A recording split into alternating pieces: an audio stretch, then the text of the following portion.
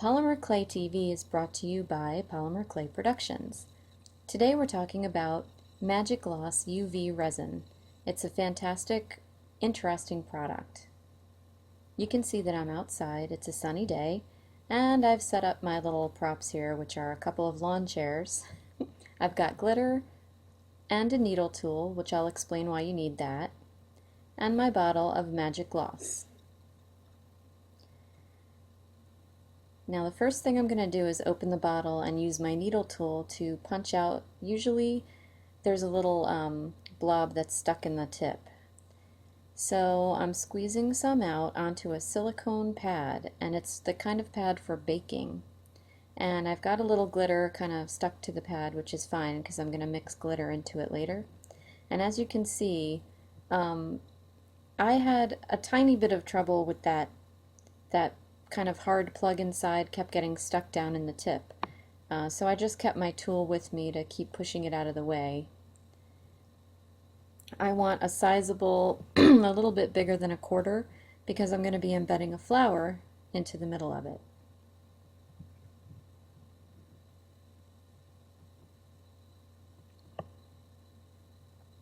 So now I'm going to take some glitter and sprinkle some in and stir it in.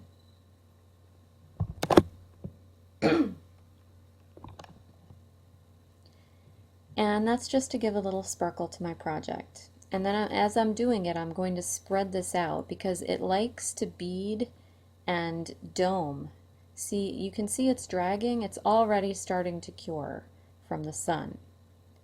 So I'm just going to pull it out a little bit further, and then I'm going to leave it because you can see it's sticking to my tool. There's a little glob of it. And now 15 minutes has passed and it's hardened. So I'm just going to peel it right off of the silicone pad. It's not hardened all the way through. As you can see, it's a little bit bendy, and this surface here is a little bit tacky, which is actually excellent for my purposes. I'm just going to flatten it back down, and then I'm going to take a flower that's already dried, and I'm going to stick it down to that slightly tacky surface.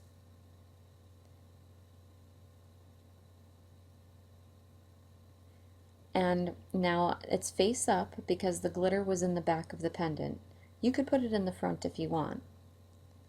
So now I need to get my bottle of Magic Glos again and push that hard thing out of the way. And then I'm going to lay a layer of it over top of the flower. So in effect, I am closing the flower in between two layers of Magic Glos, one on the back and one on the front. And the reason I don't just make a puddle and stick the flower in there is because the parts that the flower would be covering would not be hit by the UV light and they would not cure. So it's best if you're going to encase something to cure one side, flip it over, and then cure the other. So basically I've made what amounts to an Oreo cookie, and the flower is the cream. So now I'm just pulling it out to the edges, making sure that the flower is totally covered.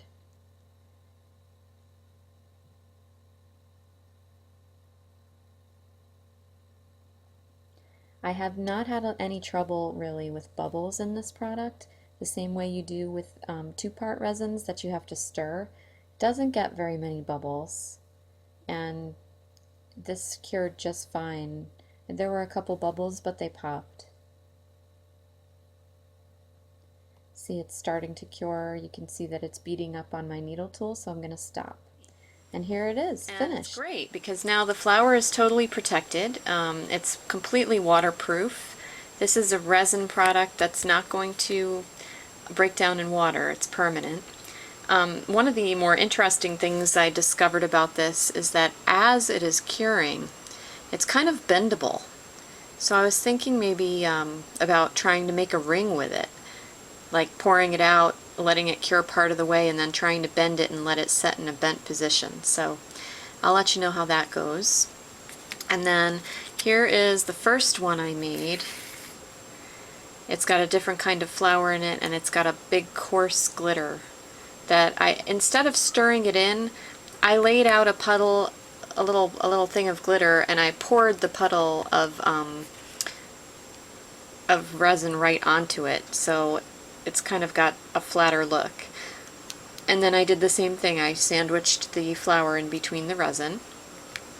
And then here is where things get really interesting with your polymer clay, because this is bakeable.